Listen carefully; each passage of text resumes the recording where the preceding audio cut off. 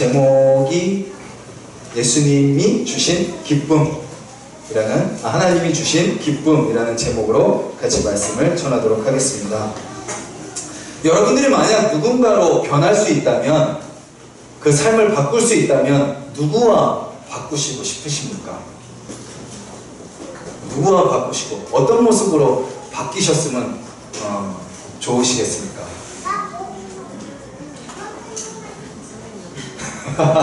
네. 네.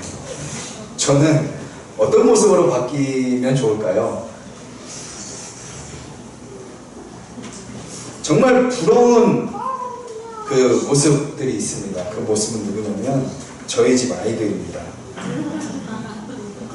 자고 싶으면 자고요, 먹고 싶으면 먹고, 놀고 싶으면 놀고, 엄마가 다 맞춰주고, 아빠가 좀 조심스럽네요. 매일은 못 들어주지만 그래도 가끔 들어주고, 네. 뭐 마음대로 막 누릴 수 있는 아이들의 모습이 정말 부러운 것 같습니다. 아이들은 마냥 행복하죠. 복잡하지 않습니다. 막 이렇게 고민이 많지도 않습니다. 고민이 있어봤자 막 간식을 여러 개 먹었는데 그 중에 하나를 못 먹은 것밖에 없습니다. 자기들에게 주어진 것을 마음껏 누리는 것이 아이들의 모습이죠. 그래서 아이들은요, 마음껏 뛰어놀아야 됩니다. 저희 예배당에 아이들 같이 있지만 떠들어도 그냥 어느 정도는 내버려 두세요. 예. 어른들이 집중을 더 하면 됩니다. 저희들이 성인이니까. 아이들은 아이들 모습대로 커가는 것이 정상적인 거죠. 그것이 자연스러운 겁니다. 그렇다면 여러분들의 삶은 어떠신가요? 아이들처럼 단순하신가요? 여러분들의 삶은 매일매일이 행복하고 기쁘신가요? 우리는 이렇게 생각합니다. 예수님을 믿으면 내가 믿기 전에 누리던 것을 누리지 못하게 될 거야 라고 생각합니다. 하지만 그것은 예수님을 오해한 거죠. 예수님을 믿는 사람들의 삶을 잘 들여다보십시오. 그냥 교회만 왔다 갔다 하는 모습 말고 예수님 안에 거하고 예수님 말씀을 사모하고 그 말씀대로 순종하며 살기를 원하는 그분들의 모습을 보십시오. 그 어느 것도 부족함이 없습니다. 그 어느 것도 힘들어하지 않고 그 어느 것 가운데 무너져 살지 않습니다.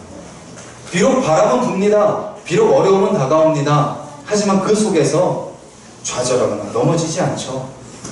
세상이 가지는 많은 것을 가지지 못한다 할지라도 그것을 초월하는 더 많은 것을 가지고 누리고 살아가는 사람들이 바로 예수님을 믿는 사람들입니다. 그래서 그들의 삶의 모습에는 무엇이 있나요? 기쁨이 있습니다.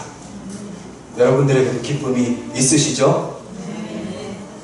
오늘 말씀의 제목처럼 저는 우리가 이 말씀을 통해서요, 하나님이 우리에게 주신 기쁨, 그 기쁨을 다시 확인하는 시간이 되기를 원합니다.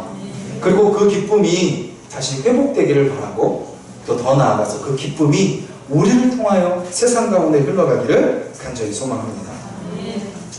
로마서 말씀 이제 계속 이제 큐티도 하시고 이렇게 보시겠지만 그 말씀은 1장부터 5장까지 오면서 그 대상을 계속해서 바꿉니다. 처음에는 나는 예수 그리스도의 종이다. 그리고 나는 사도다. 지난주 주일 말씀처럼 그 나에 대해서 선포를 한다면 2장으로 넘어가서는 그들에 대해서 이야기합니다. 하나님을 믿지 않는 그들, 그리고 또 더 나아가서는 믿는다고 하는 자들, 즉 율법에 매여 있는 유대인들, 그들에 대해서 이야기합니다. 그리고 4장에 가서는 단도직입적으로 유대인에 대해서 이야기합니다. 그리고 나서 오늘 우리가 읽은 5장에 오면 그 대상이 누구로 바뀌나요? 우리로 바뀝니다. 우리. 이것은 무엇을 말하나요? 결국 이 말씀은 누군가와 다른 사람을 향한 말씀이 아닙니다. 누군가 어떤 무리를 향한 말씀이 아닙니다. 이 말씀은 은혜로우니까 내가 취하고 저 말씀은 심판에 대한 말씀이니까 죄 짓는 저 사람이 들어야 돼가 아니라 모든 말씀은 누구를 향하는 말씀인가요? 우리를 향한 말씀입니다.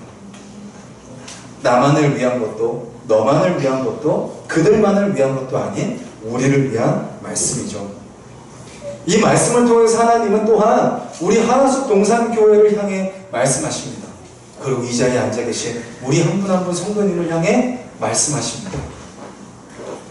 이 말씀을 통해서 하나님은 뭐라고 하시나요? 교회는 우리의 모임이다 라고 하는 거죠.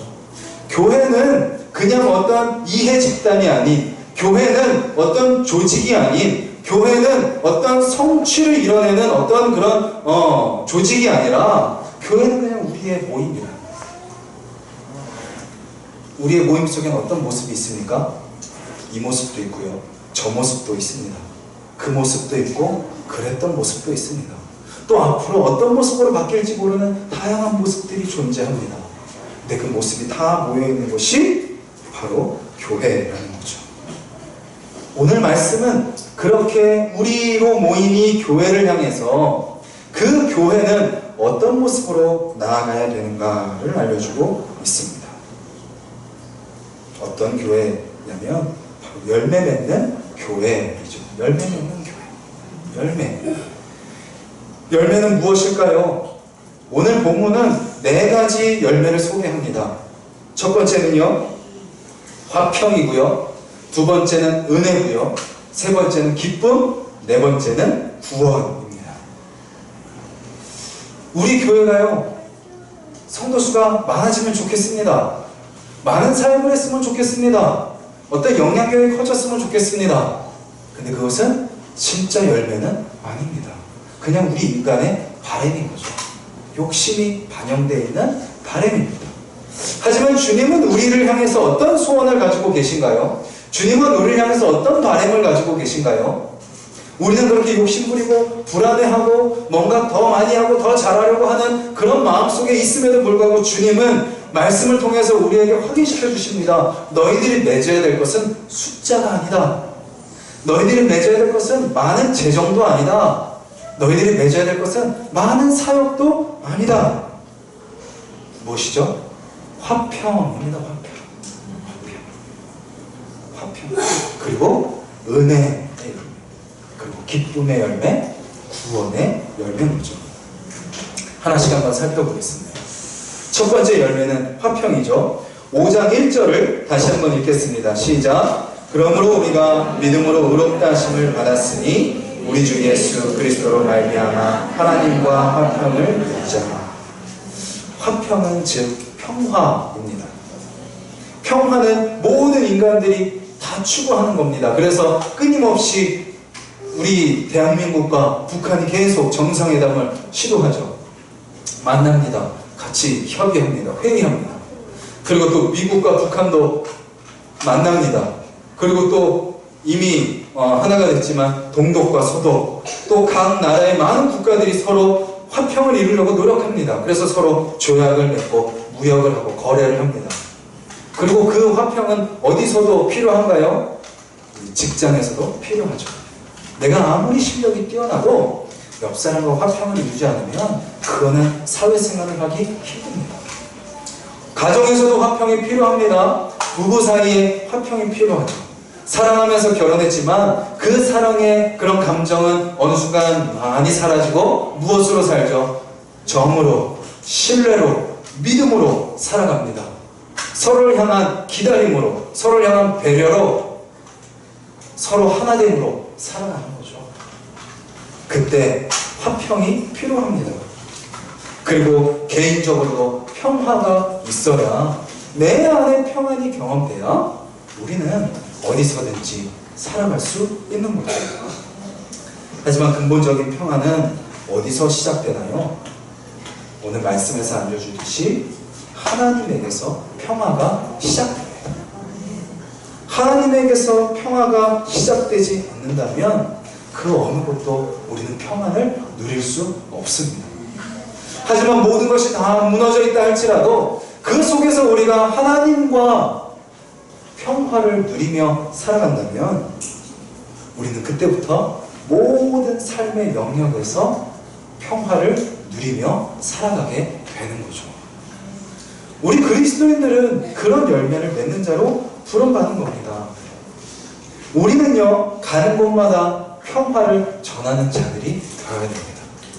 근데 우리도 마음이 그렇잖아요. 마음이 무너지잖아요. 짜증이 나잖아요. 화가 나고요. 원망이 되잖아요. 그렇기 때문에 우리가 누구와의 화평을 추구해야 됩니까? 하나님과의 화평을 붙들지 않으면요, 금방 무너집니다. 금방 좌절됩니다. 그럼 하나님과 평화를 이루려면 어떻게 해야 될까요? 하나님을 받아들이는 겁니다. 왜냐하면 하나님이 먼저 우리와 평화롭기를 바라시기 때문이죠. 우리가 하나님께 나아가고 우리가 하나님과 화평을 원하기 이전에 하나님이 먼저 우리에게 화평의 손길을 내미십니다. 화해의 손길을 내미시죠. 아담과 하와가 하나님의 창조를 잊고 에덴 동산에서 평화를 누리며 삽니다. 근데 그 평화를 그들이 스스로 깨뜨리죠. 하나님의 다스림 안에서 하나님 말씀에 순종하며 살아가는 삶이 가장 평화로운 삶임에도 불구하고 그 삶을 거부합니다. 불순종합니다. 그러면서 화평이 깨지죠. 그로부터 모든 후손들도 동일하게 평화를 누리지 못하게 됩니다. 그래서 지금 우리가 살아가는 세상도 어떤가요?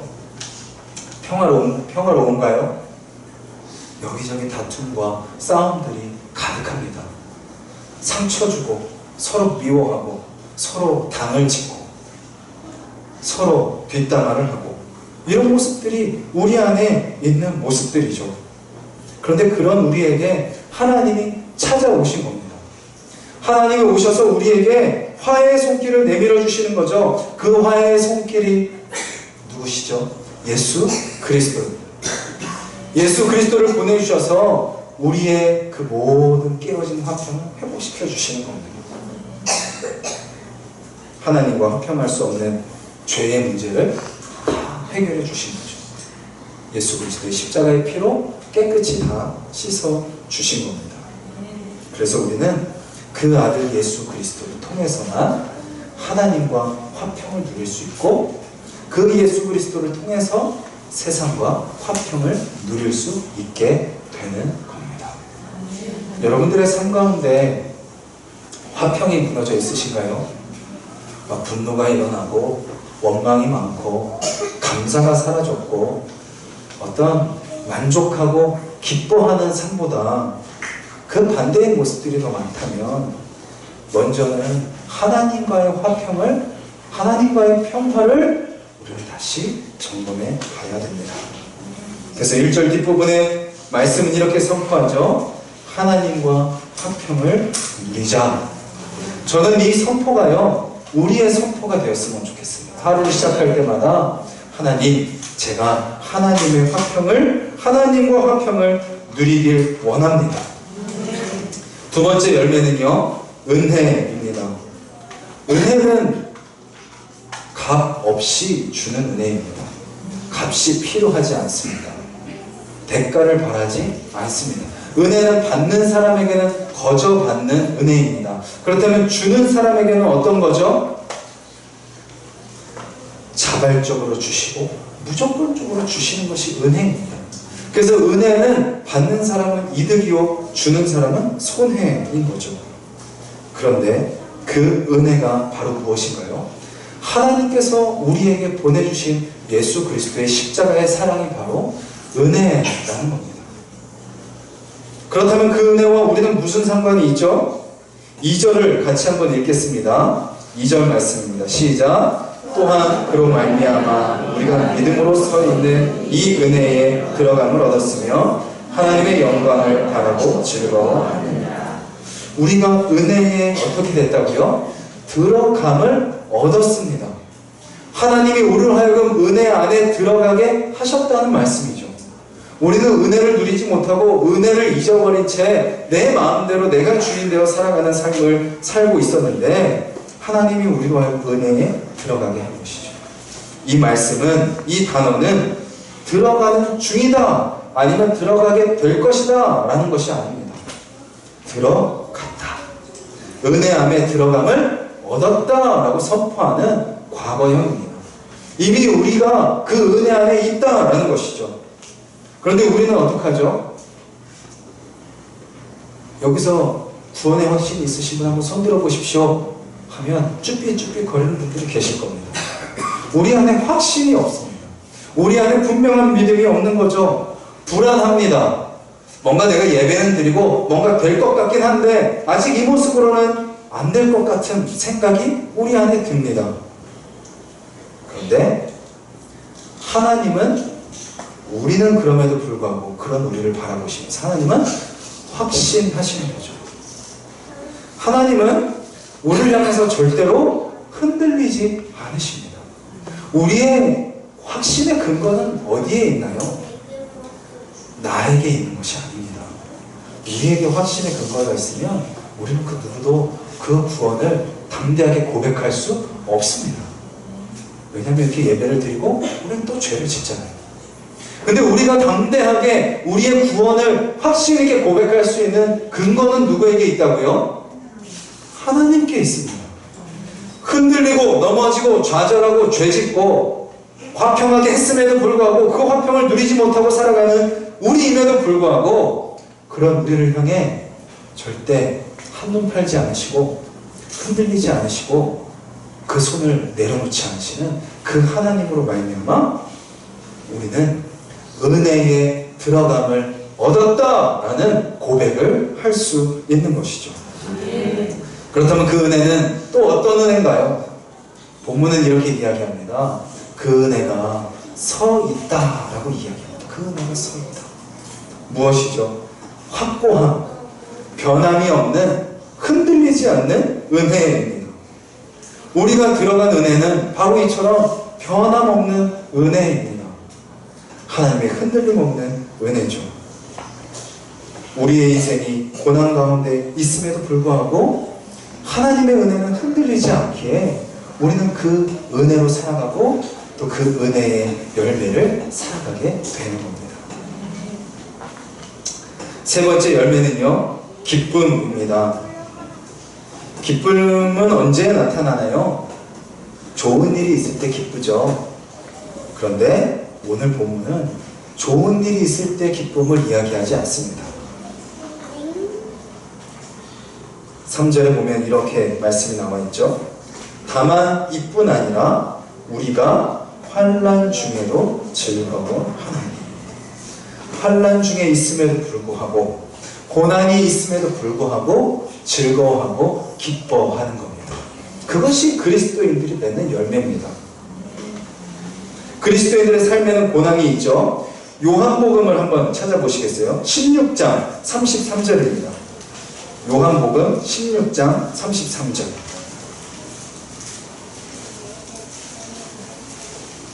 신약성경 177페이지 요한복음 16장 33절 말씀 같이 읽겠습니다. 시작. 이것을 너희에게 이르는 것은 너희로 내 안에서 평안을 누리게 하려 함이라. 세상에서는 너희가 환난을 당하나 담대하라. 내가 세상을 이겼노라. 아멘. 세상에서 우리가 환난을 당한다 라고 이야기합니다.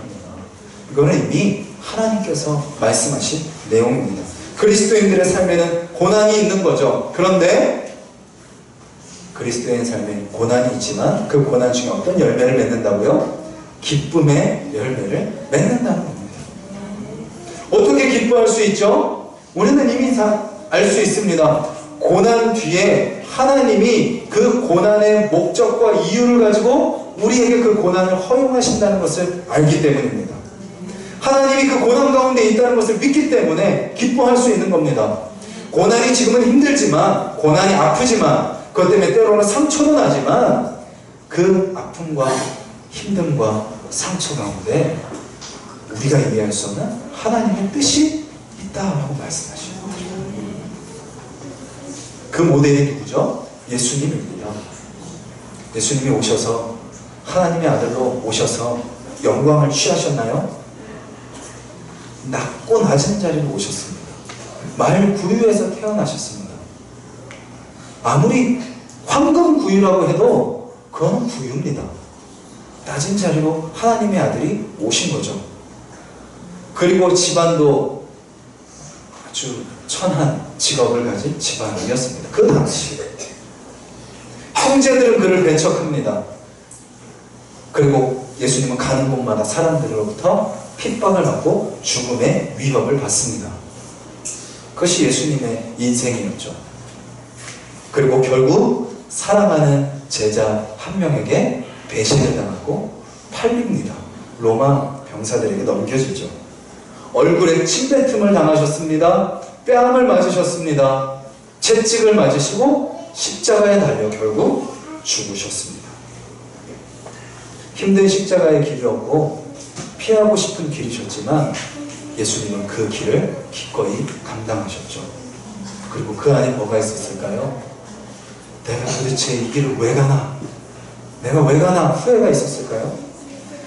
나의 고난을 통해, 나의 죽음을 통해 사랑하는 나의 자녀들이 화평을 잃어버린 나의 자녀들이 그 피가, 그 죄가 씻음을 받고 다시 하나님의 자녀로 회복될 것이라는 기대 안에 기뻐하며 그 길을 걸어가신 거죠. 우리도 예수님을 믿는다면 그 예수님을 따라가는 거죠. 예수님을 닮아가는 겁니다. 하지만 한순간에 닮을 수는 없기에 오늘 말씀은 우리에게 이렇게 이야기합니다.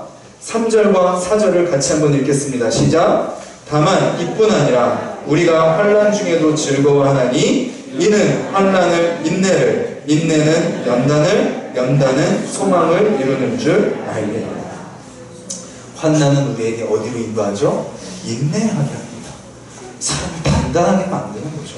이거는 고난을 통과하지 않은 사람은 이해할 수 없습니다. 그리고 그 인내는 어디로 인도하죠? 그 인내를 통해서 사람은 성숙해집니다. 군대 가면요, 다 똑같은 군인입니다. 그런데 그 안에 천지 차이가 있습니다. 천은 누구죠? 병장과 지는 누구죠? 이등병입니다. 똑같은 군복을 입어서 일반인들을 보기엔 멋있어 보이지만 병장과 이등병 사이에는 차이가 있는 거죠. 병장에게 뭐가 있나요? 이등병은 전혀 알 수 없는 그 한없는 여유로움이 병장에게 있습니다. 누가 뭐라 그래도 어떤 상황이 닥쳐도 병장들은 흔들리지 않습니다. 왜 흔들리지 않죠? 공부를 열심히 했기 때문인가요? 이미 자기도 이등병 때부터 수많은 고난을 겪었기 때문이죠. 그것이 이제 나에게 아무렇지도 않다는 것을 알기 때문에 흔들리지 않습니다. 그런데 이병은 어떻죠? 뭐만 해도 긴장합니다. 쫄아있죠. 불안합니다. 어떻게 해야 될지 안절부절하지 못합니다. 환난이요, 그렇게 우리를 인내로 인도하고 우리를 성숙하게 만들며 결국은 무엇을 바라보게 하나요? 소망을 바라보게 합니다. 왜 소망이죠? 지금 나의 삶을 만지시는 하나님을 신뢰하기에 그 하나님이 앞으로도 계속 나를 붙드실 것을 믿는 소망인 거죠. 그런데 그 환난 가운데 우리가 이겨낼 수 있는 힘은 무엇이냐? 본문은 이렇게 이야기합니다. 하나님이 보내주신 성령이다. 그리고 그 성령은 우리에게 무엇을 하시냐? 하나님의 사랑을 부어주신다라고 이야기합니다. 성령님이 우리에게 하시는 역할이 뭐라고요? 방언을 하게 하고 치유를 하게 하고 어떤 역사를 일으키는 것, 그것도 성령의 역사 중에 하나입니다. 근데 일부분이죠. 그런데 성령님이 하시는 중요한 역할은 뭐냐? 우리의 마음속에 하나님의 사랑을 부어주시는 겁니다. 가득 부어주시는 거죠. 그래서 그것을 뭐라고 표현해요? 가득 부어진 하나님의 사랑을 성령 충만이라고 이야기합니다. 성령 충만한 사람에게는 무엇이 나오는 거예요? 그렇다면 하나님의 사랑이 흘러가는 거죠. 하나님의 은혜가 흘러가는 겁니다. 근데 말씀은 이렇게 이야기합니다. 그 사랑이 누구에게 부어졌느냐라는 거죠. 누구에게 부어졌죠? 연약한 자들에게 부어졌습니다. 죄인들에게 부어졌습니다. 원수된 자들에게 부어졌습니다. 우리는 신앙생활 하면서도 뭘 생각하나요? 기브 앤 테이크를 생각합니다. 내가 냈으니까 와야 되고 내가 받았으니까 줘야 되고. 그런데 하나님의 은혜는 기브앤테이크가 아닙니다.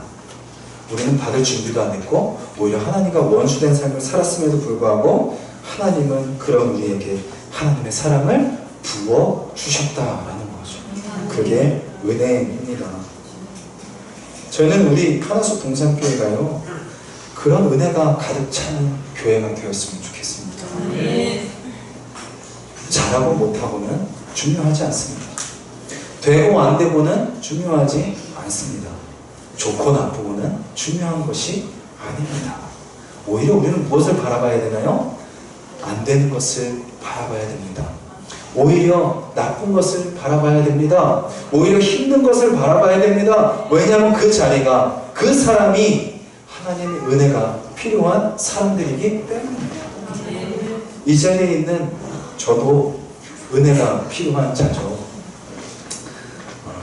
앞에서 지금 막 이렇게 무선 마이크 끼고 막 이렇게 말씀을 전하고 있어서 좀 이렇게 뭐 마음이 담대한가 보다 라고 생각하실지 모르겠지만, 이 예배가 오기 전까지 저의 마음은 계속 불안과 염려와 딱 원고를 딱 마치면서 설교자가 기뻐하지 않으면 이게 뭔 소용이 있냐 그러면서 하나님 앞에 기도하며 나온 연약한 모습입니다. 은혜가 다 필요하죠. 여기에 계신 분들 중에 은혜가 안 필요한 분들 계신가요? 은혜 나눠주려고 오신 분 계신가요? 그런 순간이 잠깐 있을 수 있죠. 그런데 우리도 결국 무엇이 필요한 자로 발견되나요? 은혜가 필요한 자로 발견되는 거죠. 네 번째 열매입니다. 그것은 바로 구원입니다. 구원. 세상의 수많은 이성과 논리와 과학을 들여다보십시오. 거기에는 구원이 없습니다. 그들에게는 소망이 없습니다. 왜죠? 그들의 존재는 우연히 생겨난 존재이기 때문입니다. 살다가 사라집니다. 존재하다가 흩어집니다. 그것이 세상이 말하는 과학이고 진화입니다. 그렇기에 그 진화의 과정 가운데 있는 모든 존재는 그냥 그 다음의 진화를 위한 과정일 뿐입니다. 의미를 찾기 힘든 거죠. 그런데 그리스도인들의 삶에는 소망이 있습니다. 구원이 약속되어 있습니다. 우리를 위해 죽으신, 십자가에 달려 죽으신 예수 그리스도로 말미암아 우리에게는 구원이 약속된 거죠. 그 구원은 무엇인가요? 바로 하나님의 자녀된 삶이고, 더 나아가 그 자녀된 삶에 약속된 영생입니다. 요한복음 3장 16절. 이제 주일학교 다니신 분들은 밥 먹으려면 다 한 번쯤 외우셨었죠? 하나님이 세상을 이처럼 사랑하사 독생자를 주셨으니 이는 그를 믿는 자마다 멸망치 않고 영생을 얻게 하려 하심이라. 요한복음 3장 16절. 네, 이렇게 다 외웠습니다. 무엇이 우리에게 약속된다고요? 영생입니다. 영생. 약속된 영생, 구원이 우리에게 주어진 거죠. 우리는 그 영생을 바라보며 살아가기에 이 땅에 목숨을 걸지 않습니다. 이 땅에 우리의 모든 것을 다 올인하지 않습니다. 이 땅은 나그네의 삶이고 우리는 이 땅에서 필요한 것만 걸치면 됩니다. 필요한 것만 주시는 대로 받으면 됩니다. 그 나머지는 다 흘려보내는 거죠. 그리고 주님 부르실 때 이 땅의 옷을 싹 벗어버리고 하나님과 함께 영원한 생명을 누리는 그 구원이 우리에게는 약속되어 있는 거죠. 지금까지 제가 세 가지 열매를 말씀드렸습니다. 화평과 은혜와 기쁨. 그런데 이 세 가지는 지금 우리가 경험하며 누리지만 우리에게 아직 임하지 않은 가장 좋은 열매가 무엇인가요? 마지막에 남은 영생입니다. 우리는 그것을 기대하며 살아가는 거죠. 화평과 은혜와 기쁨과 구원, 이 열매들이 이 자리에 있는 우리와 우리 하나수 동산교회와 우리 모든 가정들과 우리 여러분들의 모든 삶의 현장 속에서 풍성하게 맺히기를 간절히 소망합니다. 근데 그 열매가 맺히고 있는가를 알려주는 증거가 뭘까요? 바로 그 사람 안에 기쁨이 있냐는 겁니다. 기쁨이 있냐. 감사하냐? 라는 거죠. 나를 보면 기쁘지 않습니다. 옆 사람을 봐도 기쁘지 않습니다. 환경을 보면 더 기쁘지 않죠. 그런데 말씀에서 알려주는 것처럼 우리에게 모든 것을 주시는 사랑의 하나님을 보면, 또 우리를 위해 이 땅에 오셔서 십자가에 달려 대신 죽어주신 예수 그리스도의 희생하시는 그 은혜를 보면, 또 우리와 함께 하셔서 우리를 위로하시고 하나님의 사랑을 우리에게 부어주시는 그 성령님을 보게 되면 우리는 기뻐할 수 있는 거죠. 새로운 일주일이 시작됩니다. 여러분들의 삶 가운데 어떤 삶을 살아가시겠습니까? 마찬가지로 나를 신뢰한다면 거기는 기쁨이 없습니다.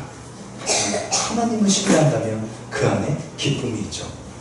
자녀가 부모를 신뢰하기에 그 안에서 마음껏 놀고 마음껏 누릴 수 있는 것처럼, 여러분들의 삶에 부모님 되시는 하나님을 신뢰함으로, 그 하나님을 의지함으로, 그 하나님이 내 곁에 계심을 믿음으로 매일매일 기쁨 가운데 화평과 은혜와 기쁨과 구원의 열매를 맺어가는 여러분들의 삶이 되시기를 간절히 소망합니다. 네. 말씀